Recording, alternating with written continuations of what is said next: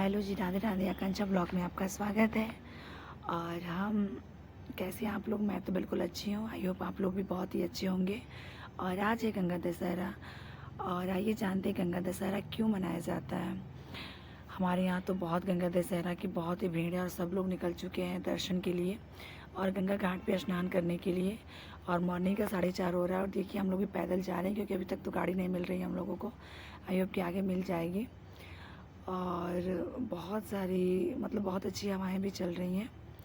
और गंगा दशहरा का ये सनातन धर्म का पावन पर्व मनाया जाता है। ये हमारे यूपी बिहार का बहुत ही प्रसिद्ध त्यौहार है ये। और आइए जानते हैं इसके बारे में हम क्यों मनाया जाता है। जब राजा बलि ने वामन भगवान को 3 पग धरती नापने को कहा तो उस समय वामन भगवान का बायां चरण ब्रह्मांड पर चला गया। तब ब्रह्मा जी ने भगवान के चरण धोने के बाद जो जलधारा थी उसे अपने कमंडल में भर दिया।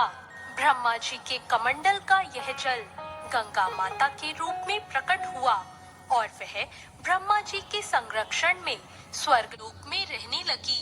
उधर पृथ्वी पर श्री रामचंद्र जी के पूर्वज राजा सगर अपनी दोनों पत्नियों के साथ संतान प्राप्ति का तप कर रहे थे।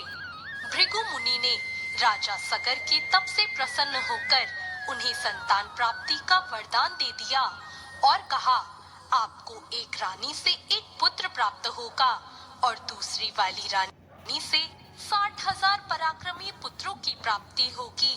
जिस रानी का एक पुत्र होगा उसी से आपके वंश में वृद्धि होगी। समय बीतता गया और राजा सगर की एक रानी ने एक पुत्र को जन्म दिया और दूसरी रानी ने एक पिंड को जन्म दिया जिसमें से 60,000 पराक्रमी पुत्र प्रकट हुए। एक दिन राजा सगर ने देवलोक पर विजय प्राप्त करने के लिए एक यज्ञ का अनुष्ठान किया। जब राजा सगर ने उसके लिए अश्वमेघ यज्ञ किया तब उन्होंने अपने 60,000 पुत्रों को उस घोड़े की सुरक्षा के लिए नियुक्त कर दिया।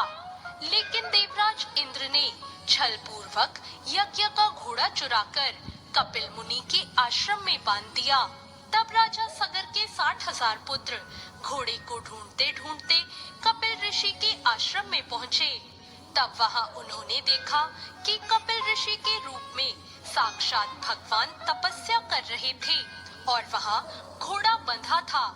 राजा सगर के पुत्रों ने सोचा कि यज्ञ के घोड़े को कपिल मुनि ने ही आश्रम में बांधा है और वह सभी चोर चोर कहकर चिल्लाने लगे। यह सुनकर महर्षि कपिल की प्रकट हुए। एक दिन राजा सगर ने देवलोक पर विजय प्राप्त करने के लिए एक यज्ञ का अनुष्ठान किया।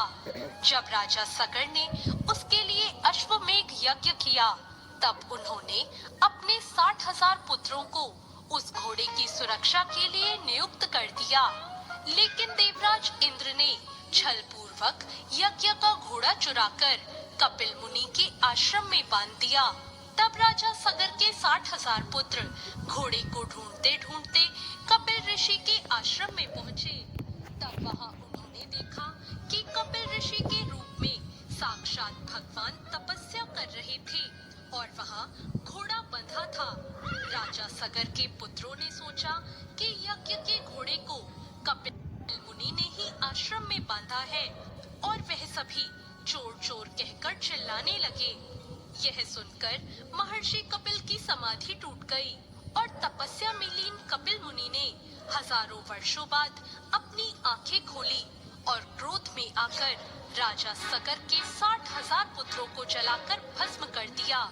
राजा सगर के पुत्रों का अंतिम संस्कार न होने के कारण उनकी आत्माओं को मुक्ति नहीं मिल सकी और वह भूत प्रेत बनकर इधर उधर भटकने लगे। तब राजा सगर ने अपने तेजस्वी पौत्र अंशुमन को अपने पुत्रों और घोड़ों का पता लगाने के लिए आदेश दिया। अंशुमन उन्हें ढूंढता हुआ कपिल मुनि के आश्रम में पहुंचा। वहां बाहर ही उसने अपने चाचाओं के शरीर की राख पड़ी देखी और यज्ञ के घोड़े को चढ़ता हुआ देखा। कपिल मुनि की स्तुति करके अंशुमन ने उन्हें प्रसन्न किया कपिल मुनि ने उन्हें बताया कि अगर पवित्र गंगा का जल भस्म हुए सगर पुत्रों पर चढ़ाया जाए तो उन्हें मुक्ति मिल सकती है। इसके बाद अंशुमन राजा सगर के पास पहुँचे और उन्हें सारी बात बता दी। राजा सगर ने दुखी मन से ही उस यज्ञ को पूर्ण किया। अंशुमन के प्रतापी पुत्र राजा दिलीप के धर्मनिष्ठ पुत्र भागीरथ जब बड़े हुए तो उन्होंने अपने पूर्वजों की आत्मा की शांति के लिए तपस्या करने का बीड़ा उठाया। भागीरथ ने ब्रह्मा जी की तपस्या की जिससे वो गंगा जी को पृथ्वी पर लाएं। ब्रह्मा जी भागीरथ की कठोर तपस्या से प्रसन्न हो गए और गंगा को पृथ्वी पर भेजने के लिए तैयार हो गए। तब ब्रह्मा जी ने देवी गंगा को आदेश दिया कि वह पृथ्वी पर जाएं और वहां से पाताल लोक जाएं ताकि भागीरथ के वंशजों को मुक्ति मिल सके।